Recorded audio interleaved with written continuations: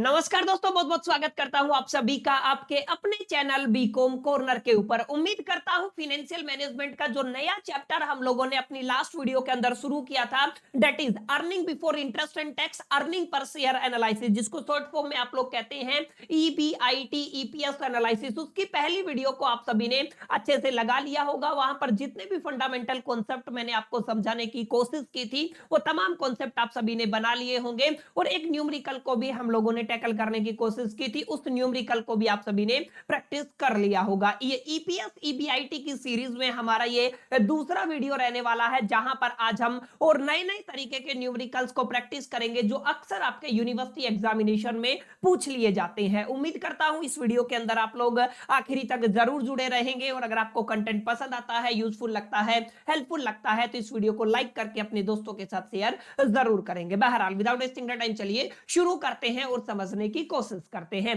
देखिए, initial level पे मैंने आपको क्लियर कर दिया, हम लोग बात कर रहे हैं ईबीआईटी, ईपीएस एनालिसिस को लेकर के। आप हिंदुस्तान की किसी भी यूनिवर्सिटी से बिलोंग करते हो, चाहे ये सब्जेक्ट आपके तीसरे सेमेस्टर में पढ़ाया जा रहा हो, चाहे ये सब्जेक्ट आपके पांचवें सेमेस्टर में पढ़ाया जा रहा हो, अगर आपके ये सब्जेक्ट है और ये चैप्टर है ना, तो डेफिनेटली आप इस वीडियो को कंज्यूम कर सकते हैं। अब यहाँ पे ध्यान से देखिएगा, ईबीआईटी कैसे कैलकुलेट करना है, इस मुद्दे पर लास्ट वीडियो में मैंने बात की थी। ईपीएस का क्या मीनिंग होता है, क्यों ये चैप्टर आपको अलग से पढ़ाया जा रहा है, इस मुद्दे पर हम लोग डिटेल में चर्चा कर चुके हैं। इसके अलावा मैंने लास्ट वीडियो के अंदर आपको कवर कराया था कि किस तरीके से इनकम स्टेटमेंट का फॉर्मेट आता है और किस तरीके से यहां पर ये मल्टीपल कंपोनेंट का इस्तेमाल हम लोग अलग अलग तरीके की लीवरेज को कैलकुलेट करने के लिए करते हैं, जहां पर आप लोगों ने degree of operating leverage, degree of financial leverage और डिग्री ऑफ कंबाइंड लीवरेज का फॉर्मूला देखा था। इसके अलावा मैंने बताया था एक आपका प्रॉफिट अर्निंग रेशियो भी यहां से आपको पूछा जाता है। इसके अलावा मैंने बताया था ईपीएस जब आप लोग कैलकुलेट करते हैं,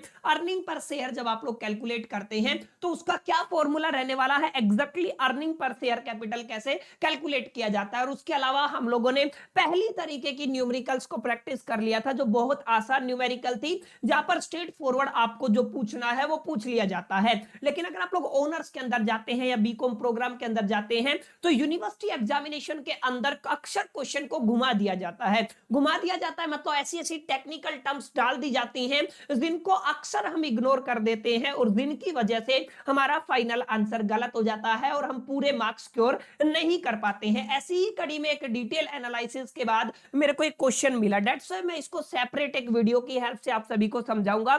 मैंने बोला है इसको टाइप 2 क्वेश्चन, ध्यान रखिएगा, ये क्वेश्चन नंबर सेकंड है और मैं बताऊंगा किस तरीके से जो हम लोगों ने पहला क्वेश्चन किया था वो इससे अलग है। अब एक बार क्वेश्चन को रीड करेंगे, जो जो डेटा दिया हुआ है उसको अंडरस्टैंड करने की, समझने की कोशिश करेंगे, डिकोड करने की कोशिश करेंगे और फिर देखेंगे एग्जैक्टली इस क्वेश्चन को सही सोल्व करने की क्या अप्रोच रहने वाली है। जैसे अगर आप लोग ध्यान से देखेंगे, the existing capital structure of ABC limited is the following. यहां पे क्या दिया हुआ है, यहां पे आपको इक्विटी शेयर कैपिटल दिया हुआ है, कितना है आपका 40 लाख रुपए है और याद रखिएगा 100 रुपए इसकी फेस वैल्यू है। क्लियर? तो यहां पे आप लोग इक्विटी शेयर कैपिटल की हेल्प से माय डियर फ्रेंड्स क्या कैलकुलेट कर सकते हैं, नंबर ऑफ शेयर्स को कैलकुलेट कर सकते हैं। 40 लाख को जब आप लोग 100 से डिवाइड करेंगे तो ऑब्वियस सी बात है आपका आई थिंक कितना आ जाएगा, 40,000 आ जाएगा। क्लियर? तो यहाँ पे आपके 40,000 इक्विटी शेयर बनते हैं, आप लोग बोल दीजिए शेयर बनते हैं, तो ये तो मोटा मोटा हिसाब आप लोग लगा लेंगे। दूसरा यहाँ पे क्या दिया हुआ है, रिटेन अर्निंग दिया हुआ है,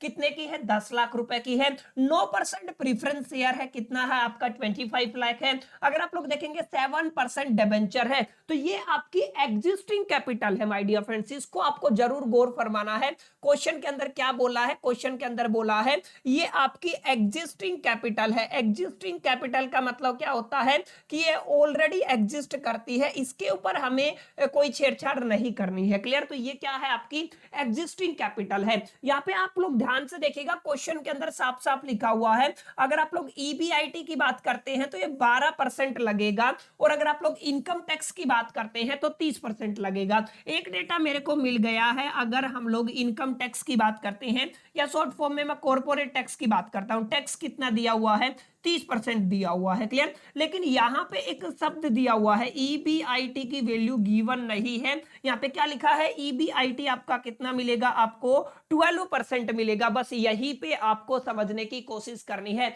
अगर पीछे वाला क्वेश्चन मैं आपको दिखाऊं तो यहाँ पे डायरेक्ट आपको बता दिया गया था कि आपका ईबीआईटी क्या आपको लेना है, माने earning before interest and tax आपको क्या लेना है। लेकिन अगर आप लोग इस क्वेश्चन में देखेंगे तो यहाँ पे एक टेक्निकल ग्लिच है, यानी कि एक शब्द डाला कि आपको earning before interest and tax कितना लेना है, 12% लेना है। अब यहाँ पे कंफ्यूजन आप सभी के दिमाग में ये आएगा कि ये जो 12% है क्या करेंगे बच्चे, इक्विटी शेयर कैपिटल के ऊपर चिपका देंगे। अब यहाँ पे जो रिटेन अर्निंग है, प्रीफरेंस शेयर है, डिबेंचर है, ये तमाम कॉन्सेप्ट हम लोगों ने असाइड कर दिए हैं। तो यहाँ पे ध्यान रखिएगा क्वेश्चन के अंदर क्या होगा, इस तरीके के अगर टर्म आपको देखने को मिलते हैं कि ईबीटी आपका कितना है, 12% है। इसका मतलब जो एग्जिस्टिंग फंड है हमारे पास प्लस में जो आप लोगों को न्यू फंड की जरूरत है, दोनों को प्लस करके, दोनों को टोटल करके आपको वहां पर ईबीआईटी का परसेंटेज निकालना है। माने यहां पर ये तो आपका एग्जिस्टिंग फंड है और यहां पे कंपनी 25 लाख रुपए और रेज करना चाहती है। यानी कि अब अगर आप लोग देखेंगे ईबीआईटी की वैल्यू अगर मैं निकालना चाहूं तो कैसे निकालूंगा, मैं इसको ऐसे निकालूंगा। ध्यान रखिएगा, टोटल फंड को कैलकुलेट करना है। एग्जिस्टिंग फंड कितना है मेरा, 40 प्लस 10 50 लाख, और 25 और 25 कितना हो गया, 50 लाख। माने ये आपका 1 करोड़ तो मेरा क्या हो गया है, एग्जिस्टिंग फंड हो गया है। प्लस में इस क्वेश्चन के अकॉर्डिंग मैं कहूं तो कंपनी कितना पैसा रेज करना चाहती है, 25 लाख रेज करना चाहती है। इसका मतलब आप लोग ये कह सकते हैं आपको 12% निकालना है। किसका निकालना है, 12% आपका 1.25 सीआर का, क्लियर। 1.25 करोड़ का कितना निकालना है आपको निकालना है 12%। तो यहां पे आपको क्या मिल जाएगा, आपकी ईबीआईटी की वैल्यू मिल जाएगी। तो इस पॉइंट को आप लोग जरूर नोट कीजिएगा, जब भी आपसे कहेगा ईबीआईटी परसेंटेज की फॉर्म में है और क्लियर नहीं किया कि एग्जैक्टली ईबीआईटी का क्या मीनिंग है, तो उस केस में भाइयों और बहनों हमें क्या लेना पड़ेगा, टोटल एग्जिस्टिंग फंड और जो हमारा न्यू फंड आएगा या फिर जो हम लोग रेज करना चाहते हैं, दोनों को सम करके हमें उसके ऊपर परसेंटेज लगाना है। जैसे अगर मैं बात करूं आपका यहाँ पे क्या हो गया है, आपका 25 लाख, 1 करोड़ 25 लाख आई थिंक, ठीक है ना। तो यहाँ पे कितना हो गया, 1 करोड़ 25 लाख हो गया। मेरे को इसका कितना निकालना है, मेरे को इसका 12% निकालना है। तो ये आपका आ जाएगा अप्रोक्सीमेट गाइस, आई सैकड़ा, हजार, 10,000, लाख, 10 लाख, 15 लाख के आसपास आ जाएगा, क्लियर है। तो कितना आ गया आपका, 15 लाख आ गया। याद रखिएगा कितना आ गया है आपका, 15 लाख। तो इसको आपको थोड़ा ध्यान में रखना है कि आप क्या कह रहे हैं, आपकी ईबीआईटी वैल्यू कितनी है, 15 लाख। ईबीआईटी वैल्यू कितनी है आपकी, 15 लाख है। बहुत इंपॉर्टेंट डेटा है, तो इसी से आपको थोड़ा टेक्निकल गेम खेलना है। अब इसके आगे चलते हैं, आगे क्या दिया हुआ है। आगे इसने कहा है हमारे पास 3 प्लान है, प्लान नंबर 1, प्लान नंबर 2 और प्लान नंबर 3। प्लान नंबर 1 क्या कहता है, अगर मैं 20,000 इक्विटी शेयर इश्यू कर दूं एट अ प्रीमियम, याद रखिएगा किसकी बात हो रही है, प्रीमियम की। माने फेस वैल्यू कितनी थी इसकी, 100 रुपए थी, और 25 रुपए का प्रीमियम है, तो कितनी हो जाएगी, 125 रुपए के ऊपर अगर आप लोग इस शेयर को इश्यू करते, इक्विटी शेयर को, तो 125 मल्टीप्लाई बाय कितना करना चाहते हैं, ये आपका 20,000 करना चाहते हैं, तो यह सब कितना हो जाएगा, 25 लाख आ जाएगा। तो याद रखिएगा इसका शेयर की प्राइस यहाँ पे क्या बनेगी, 125 रुपए बनेगी, क्योंकि प्रीमियम है, नोट द मार्केट प्राइस नहीं है, ठीक है। पहला आपका तरीका है। दूसरा क्या कहते हैं, 10% के ऊपर हम लोग प्रेफरेंस शेयर इशू कर दें। तीसरे क्वेश्चन में क्या कहता है, ये 9% डिबेंचर की बात करता है। इसके अलावा इसी क्वेश्चन के अंदर आपको पीई रेशियो भी गिवन है, हालांकि इसके ऊपर हम लोग थोड़ी देर में बात करेंगे। पहले हम लोग इससे ऊपर वाले क्वेश्चन को देख लेते हैं। क्वेश्चन के अंदर आपको एक एग्जिस्टिंग कैपिटल दिया है जिसके ऊपर 30% टैक्स दिया है। ईबीआईटी की वैल्यू मैंने निकालना बताया, यही यहां पे हैक था। उसके बाद 25 लाख हमें रेज करना है। तो मैं यहाँ पे फटाफट से लिख देता हूं, मेरे को न्यू फंड कितना चाहिए, यहाँ पे कोमा लगा के मैं कह देता हूं, मेरे को न्यू फंड चाहिए। कितना चाहिए मेरे को न्यू फंड, हमारे पास है 25 लाख रुपीज, माने हमें कितना पैसा चाहिए, 25 लाख रुपए चाहिए, क्लियर है। हमारे पास टोटल कितने प्लान है बच्चा, 3 प्लान है, प्लान नंबर 1, प्लान नंबर 2 और प्लान नंबर 3। तो माने जो भी आपकी एबीसी लिमिटेड है, मैं उसका यहाँ पे नाम लिख देता हूं एबीसी लिमिटेड, और थोड़ा सा इसको सिस्टमेटिक वे में करने की कोशिश करते हैं, ताकि अगर आप लोग पहली बार भी इस वीडियो के अंदर आए हो तो आपको चीजें समझ में आ जाए। यहाँ पे हमारे पास कितने प्लान है, हमारे पास 3 प्लान है। यहाँ पे आपका क्या रहेगा, प्लान नंबर 1 रहेगा। यहाँ पे हम लोग देखने वाले हैं आपका प्लान नंबर 2 रहेगा, याद रखिएगा ये आपका प्लान नंबर 2 है। और यहाँ पे आपका क्या रहेगा, प्लान नंबर 3 रहेगा। एक बार थोड़ा थोड़ा इस चीज को जरूर गौर से देखिएगा कि एग्जैक्टली चीजें क्या कहती हैं। यहाँ पे क्या कह रहा है, 20,000 इक्विटी शेयर हमें क्या करना है, इशू करना है। तो यहाँ पे इक्विटी शेयर कितना है आपका, याद रखिएगा, इक्विटी शेयर ये इशू करना चाहता है इज इक्वल टू कितना है आपका, 20,000 इक्विटी शेयर है। ठीक है, कितने शेयर की बात हो रही है, 20,000 इक्विटी शेयर की बात हो रही है। और उसका प्राइस कितना है, अगर अभी के हिसाब से आप लोग पहले कैलकुलेट करेंगे तो मैंने बताया 125 रुपए का प्राइस रहेगा, क्योंकि 100 रुपए उसकी फेस वैल्यू थी और उसके ऊपर प्रीमियम की बात हो रही है कितना, 25 पर शेयर की। ठीक है, अब अगर आप लोग सेकंड प्लान की बात करते हैं, सेकंड प्लान के अंदर इसने क्या कहा है, आप लोग प्रीफरेंस शेयर कैपिटल से इशू कर सकते हैं। कितना परसेंटेज दिया हुआ है आपका, 10% दिया हुआ है। क्लियर है। और तीसरे प्लान को अगर आप लोग ध्यान से देखेंगे तो यहाँ पे क्या कह रहा है, ये कह रहा है आपका 9% आपका क्या रहना चाहिए, आपका डिबेंचर रहना चाहिए। क्लियर। तो ये कुछ बेसिक बुनियादी बातें हैं माय डियर फ्रेंड, जिनके ऊपर अगर आप लोग फोकस करते हैं तो चीजें आपको आराम से इजीली समझ में आ जाएंगी। तो ये आपका एग्जिस्टिंग डेटा है जिसके बिहा पे हमें देखना है कि हम किस प्लान की तरफ जाएंगे। हम लोग प्लान ए की तरफ जाएंगे कि प्लान बी की तरफ जाएंगे या फिर प्लान सी की तरफ जाएंगे। अलोंग विद एक चीज जिसको हम लोग भूल रहे हैं, आपका क्या दिया हुआ है, यहाँ पे दिया हुआ है कि आपका प्रॉफिट अर्निंग रेशियो, याद रखिएगा क्या दिया हुआ है आपका, प्रॉफिट अर्निंग रेशियो। किसके लिए, जैसे प्लान ए के लिए आपकी वैल्यू कितनी दी हुई है, आपकी 20 दी हुई है। अगर मैं प्लान बी की बात करता हूं, सेकंड की बात करता हूं, तो उसके लिए आपकी वैल्यू 17 दी हुई है। और इसके अलावा मैंने क्या कहा था, आपकी प्लान 3 की वैल्यू कितनी दी हुई है, आपकी 16 दी हुई है। ये तो वैल्यू गिवन है, ये डेटा क्या है आपका, सारा गिवन है। अब यहाँ पे एक बात और जरूर नोट कर लीजिएगा माय डियर फ्रेंड्स, गांठ बांध लीजिएगा, यहाँ पे आपको कंफ्यूजन होगा। पिछले क्वेश्चन के अंदर केवल हमने क्या किया था, पिछले क्वेश्चन के अंदर मैंने समझाया आप लोग अर्निंग पर शेयर निकाल लीजिए, प्लान 1, प्लान 2, प्लान 3 का, और जिसका बेस्ट अर्निंग पर शेयर आता है उसको आप लोग चूज कर सकते हैं। लेकिन क्या हो जब हमारे पास दोनों फैक्टर अवेलेबल हो, माने हमारे पास अर्निंग पर शेयर भी अवेलेबल है और इसी के कंपैरिजन में माय डियर फ्रेंड्स हमारे पास प्रॉफिट अर्निंग रेशियो भी गिवन है। तो इस केस में हम लोग किसके साथ जाएंगे माय डियर फ्रेंड्स, इस केस में हम लोग सेलेक्ट करेंगे बेस्ट किसको, यानी कि हमें सेलेक्ट करना है बेस्ट प्रॉफिट अर्निंग रेशियो को। क्लियर है, यानी कि हम लोग प्रीफरेंस किसको देंगे, आपका प्रॉफिट अर्निंग रेशियो को बेस्ट मानेंगे। ठीक है, अगर ये नहीं होता तो उसके बाद आप लोग तीनों में से जिसका बेस्ट अर्निंग पर शेयर आ जाता उसको हम लोग कैलकुलेट कर लेते। अब इससे आगे मेरे हिसाब से आपको ज्यादा डिफिकल्टी आएगी नहीं, क्योंकि क्वेश्चन बिल्कुल आसान है। अब क्या करना है, आपको फॉर्मेट बनाना है जो अभी अभी हम लोगों ने पढ़ा था। फॉर्मेट के अंदर क्या क्या चीजें आती हैं सर, बहुत आसान है फॉर्मेट। तो फॉर्मेट के अंदर हमें जस्ट आपका कितने प्लान है, 3 प्लान है, तो तीनों प्लानों के ऊपर क्या करना पड़ेगा, एग्जीक्यूट करना पड़ेगा। वैसे आप लोग एक लाइन ले लीजिएगा और जितने प्लान है उसी के हिसाब से आप लोग इसको एडजस्ट कर सकते हैं। जैसे हमारे पास टोटल कितने प्लान है, मैं इसकी डुप्लीकेट कर लेता हूं। ये आपका तीसरा प्लान हो जाएगा, ये आपका दूसरा प्लान हो जाएगा और ये आपका पहला प्लान हो जाएगा। इसके अंदर आप लोग लिख दीजिएगा कि हम लोग किसकी बात कर रहे हैं, प्लान ए की बात कर रहे हैं, प्लान बी की बात कर रहे हैं या प्लान सी की बात कर रहे हैं। जैसे मैं डायरेक्ट लिख देता हूं, ये पहला प्लान है, ये आपका दूसरा प्लान है और ये आपका तीसरा प्लान है। क्लियर। यहाँ पे आप लोग क्या लिखते हैं, यहाँ पे आप लोग पर्टिकुलर्स लिखते हैं। ठीक है, तो यहाँ पे क्या लिख दूंगा मैं, आपका पर्टिकुलर्स लिख दूंगा। उसके बाद हमें क्या करना है, इसके बाद सर सिंपल है, कैलकुलेशन कीजिए। यानी कि सबसे पहले हम लोग क्या लेके चलेंगे, earning before interest and tax.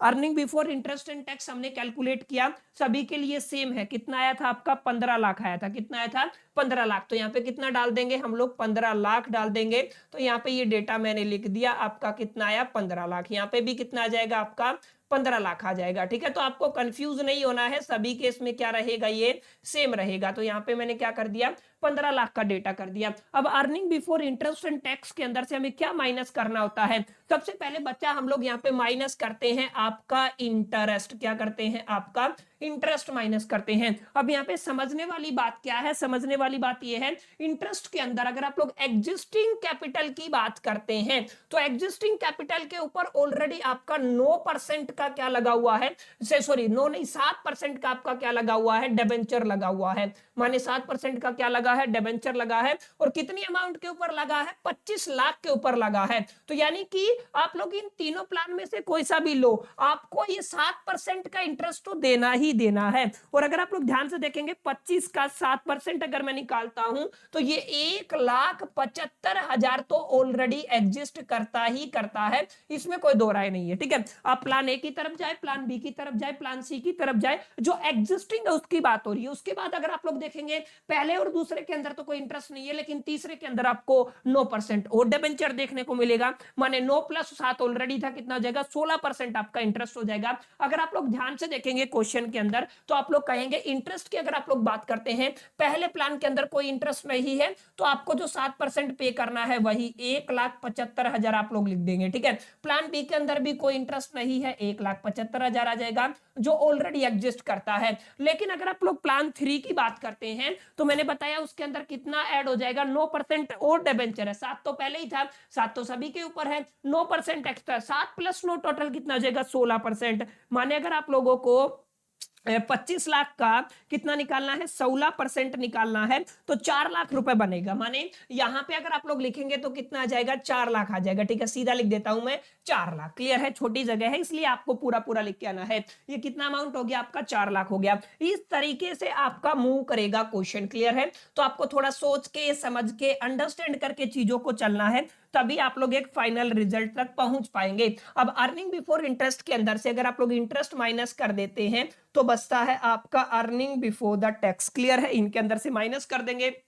अगर आप लोग 15 लाख के अंदर से माय डियर फ्रेंड्स क्या माइनस कर देते हैं, 1,75,000 माइनस कर देते हैं तो 13,25,000 का डेटा बचता है अपने पास। ठीक है ना, कितना बचता है आपका, 13,25,000 का डेटा बचता है। ठीक है, तो ये आपको थोड़ा याद रखना, कितना बचता है, 13,25,000। तो यहाँ पे क्या कह दूंगा मैं, 13,25,000 आपका क्या हो गया, बच गया है। अगर आप लोग आगे देखेंगे आगे भी सेम है, तो यहाँ पे कितना आ जाएगा, 13,25,000 आ जाएगा। क्लियर, अगर आप लोग आगे चलेंगे 15 लाख में से 4 लाख चला जाएगा तो कितना बच जाएगा आपका, 11 लाख बच जाएगा। तो मैं यहाँ पे लिख देता हूं आपका कितना बच गया, 11 लाख बच गया। अब क्या करना है, माइनस करना है मेरे को टैक्स। सर मेरे को क्या करना है, टैक्स माइनस करना है, तो यहाँ पे हम लोग क्या कर देंगे, टैक्स को माइनस कर देंगे। अब टैक्स कितना गिवन है क्वेश्चन के अंदर, आपको 30% टैक्स गिवन है, 30% लगा दीजिए जो वैल्यू आई है ना इसके ऊपर। जैसे 13,25,000 का 30% अगर आप लोग निकालते हैं, 13,25,000 का अगर मेरे को 30% निकालना, 13 लाख, उसके बाद कितना है 25,000 का मेरे को कितना निकालना है, 30% निकालना है, तो 39,750। माने यहाँ पे कितना माइनस करना है आपको, 39,750 माइनस करना है। अगर आप लोग 13,25,000 का फिर से निकालेंगे तो 39,750 माइनस करेंगे। और 11 लाख का अगर आप लोग निकालना चाहते हैं, 11 लाख का अगर मैं निकालना चाहता हूं, कितना, 30% टैक्स निकालना चाहता हूं तो 3,30,000 आ जाएगा। माने आपका कितना आ जाएगा, 3,30,000 आ जाएगा। क्लियर, अब इसके बाद मेरे को वही माइनस कर देंगे। तो अगर फंडामेंटल क्लियर है तो आपको कोई दिक्कत नहीं होगी। ठीक है, एक मिनट, यहाँ पे अगर आपको फंडामेंटल क्लियर है, फंडामेंटल इन द सेंस जो पीछे हम लोगों ने चीजें समझी थी, अगर वो क्लियर है तो कोई दिक्कत आपको यहाँ पे नहीं आएगी। क्लियर, अब इसके बाद क्या करना है, मेरे को जस्ट माइनस करना है। 13,25,000 के अंदर से मेरे को माइनस करता है 39,750, ये कितना आ जाएगा, 12,85,250, 12,85,250 रुपए आ जाएगा।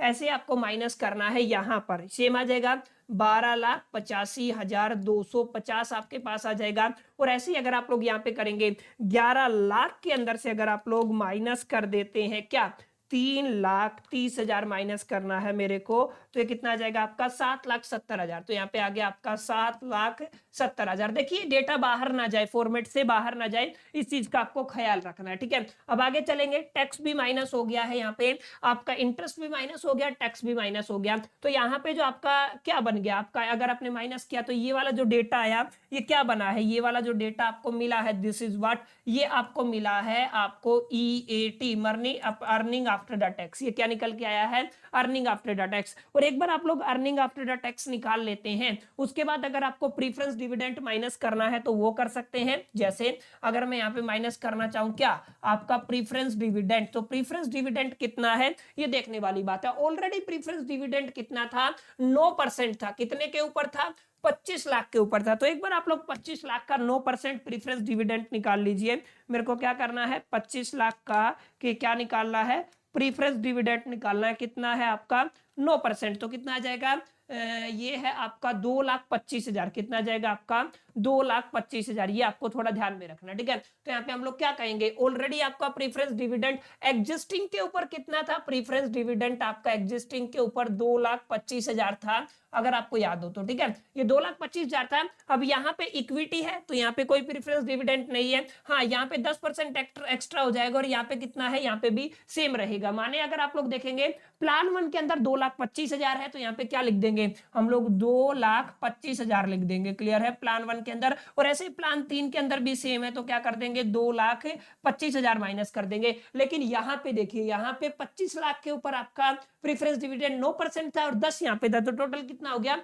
19%। अगर आप लोग 25 लाख का कितना निकालते हैं, 19% निकालते हैं माय डियर फ्रेंड्स, तो ये बनता है आपका 4,75,000। कितना बनता है आपका 4,75,000। तो ये माइनस हो जाएगा यहाँ से, कितना हो जाएगा 4,75,000 को हम लोग क्या कर देंगे, यहाँ से माइनस कर देंगे। क्लियर, ये आपको थोड़ा ध्यान में रखना, क्या किया है मैंने यहाँ पे माइनस किया। बस इसके बाद इसका डुप्लीकेट मारो और यहाँ पे आप लोग फाइनल रिजल्ट की तरफ पहुंच जाओ। फाइनल रिजल्ट क्या आएगा ये सोचने वाली बात है। क्लियर, तो यहाँ पे हम लोग क्या करेंगे, इसका डुप्लीकेट करके और रिजल्ट निकाल देंगे। रिजल्ट क्या आएगा फटाफट से देखो, फटाफट से क्या आएगा आंसर इसका। अगर मैं इसका कलर चेंज कर लूं तो हमें 12,85,000 में से 85,250 यार कितना है 250, 12,85,250 के अंदर से माइनस करना है 2,25,000। मेरे को क्या करना है, माइनस करना है। इसके बाद क्या आएगा, ये आएगा आपका 10,60,250। कितना यार 10,60,250 आ जाएगा। क्लियर, ऐसे आप लोग माइनस करेंगे। नेक्स्ट को 12,85,000, 12 लाख कितना है आपका 12,85,250, ठीक है ना। इसके अंदर से मेरे को माइनस करना है 4,75,000। क्लियर है, कितना माइनस करना है 4,75,000, तो 8,10,250 कितना आ जाएगा 8,10,250। ठीक है, इसको याद रखना है। ऐसे हमें क्या करना है 7,70,000 के अंदर से माइनस कर देना है 2,25,000 को। ठीक है, अगर आप लोग इसको माइनस करेंगे 5,45,000 आ जाएगा। कितना आ जाएगा 5,45,000। क्लियर, थोड़ा डेटा थोड़ा ध्यान से देखिएगा, एग्जैक्टली सही आ रहा है कि नहीं आ रहा है, इस चीज को थोड़ा गौर फरमाइएगा। ठीक है, यहाँ पे क्या निकल आया, अगर आपने इसको माइनस कर दिया प्रीफरेंस डिविडेंड के बाद, तो ये आ जाएगा आपका अर्निंग, यानी कि हमने लास्ट वीडियो में देखा था क्या निकल आया, अर्निंग फॉर इक्विटी। क्या बोलते हैं आप लोग इसको, अर्निंग फॉर इक्विटी। अब क्या चाहिए हमें, अब सिर्फ हमें नंबर ऑफ शेयर्स चाहिए। अगर आप लोग नंबर ऑफ शेयर्स निकाल लेते हैं, क्या निकाल लेते हैं नंबर ऑफ शेयर्स, तो यहाँ पे मैं क्या लिख दूंगा, आपके नंबर ऑफ शेयर्स लिख दूंगा। अगर मैं यहाँ पे नंबर ऑफ शेयर्स लिखता हूं तो हमें पता चल जाएगा एग्जैक्टली कैसे कैसे हमको किसको डिवाइड करना है। तो यहाँ पे अगर आप लोग देखेंगे ऑलरेडी यहाँ पे नंबर ऑफ शेयर्स कितने थे 40,000 थे। पहले केस में क्या कह रहा है 20,000 और एडजस्ट करूंगा, 40 प्लस 20 कितना हो जाएगा 60,000। तो यहाँ पे कितना आ जाएगा 60,000 नंबर ऑफ शेयर्स आ जाएंगे। क्लियर, अगर आप लोग यहाँ पे देखेंगे तो दोनों केस में बाकी शेयर की बात नहीं हुई है, तो 40,000 यहाँ पे आ जाएगा शेयर और यहाँ पे भी कितना आ जाएगा आपका 40,000 आ जाएगा। क्लियर, ये याद रखना। बस अगर आप लोग डिवाइड करेंगे तो आप लोग अर्निंग पर शेयर निकाल पाएंगे। माने आपके पास 3 प्लान है, पहला क्या है आपका EPS 1 है, तो अर्निंग पर शेयर आपका किसकी बात हो रही है, पहले प्लान की बात हो रही है। डिवाइड कर देंगे, हमारे पास कितना है 10,60,250 डिवाइडेड बाई 60,000। क्लियर है, ये कितना हो जाएगा आपका 17.67 हो जाएगा, 17.67 ये आपका अर्निंग पर शेयर है। ऐसे आपको क्या करना है, अर्निंग पर शेयर के आपको निकालना है किसके लिए, प्लान सेकंड के लिए। अगर प्लान सेकंड का निकालते हैं तो कितना आएगा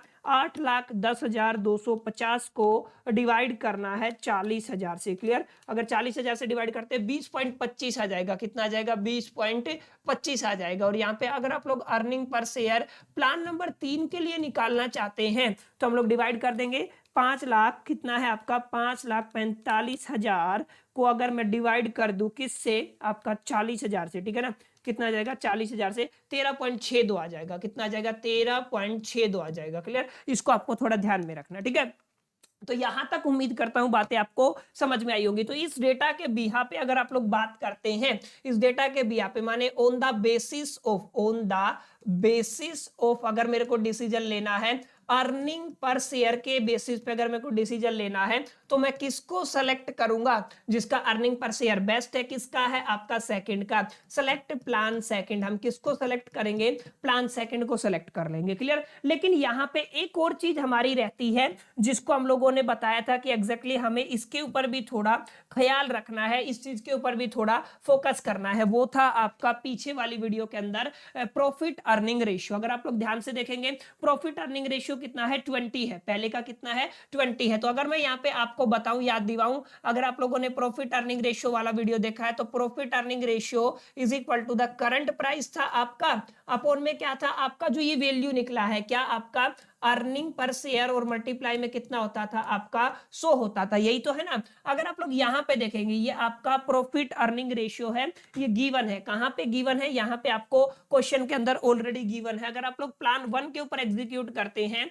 प्लान 1 के ऊपर कितना है 20, तो 20 की वैल्यू मैं यहाँ पे क्या कर दूंगा, पुट कर दूंगा। 20 आ गया इज इक्वल टू द, अगर आप लोग करंट प्राइस की बात करते हैं, मैंने एक्स मान लिया है, प्लान एक्स के अंदर अर्निंग पर शेयर कितना है आपका 17.67 है, और मल्टीप्लाई कितना है आपका 100 है। अगर आप लोग एक्स की वैल्यू निकालना चाहते हैं तो 20 मल्टीप्लाई बाय 17.67 अपॉन में कितना आ जाएगा आपका 100 हो जाएगा। अगर आप लोग इसको कैलकुलेट करते हैं, माने आपको 20 को मल्टीप्लाई करना है 17.67 से और डिवाइड कर देना है आपको 100 से, तो कितना बनेगा 3.53। याद रखिएगा कितना बना, 3.53। किसके लिए है ये, आपका प्लान फर्स्ट के लिए है। ठीक है, ये किसके लिए है, प्लान फर्स्ट के लिए। अब किसके लिए जाना है, हमें प्लान सेकंड के लिए जाना है। प्लान सेकंड के लिए अगर मैं जाना चाहूं तो कितना था, आई थिंक 16 या 17 था। अगर आप लोग देखेंगे 17 था, तो 17 वाली वैल्यू हम लोग यहाँ पे पुट करेंगे। कोई और कलर ले लेते हैं, वही आपका 17 वैल्यू था, और आपकी एक्स हमारी करंट प्राइस है, और आपका सेकंड के लिए कितना आया 20.25 आया है,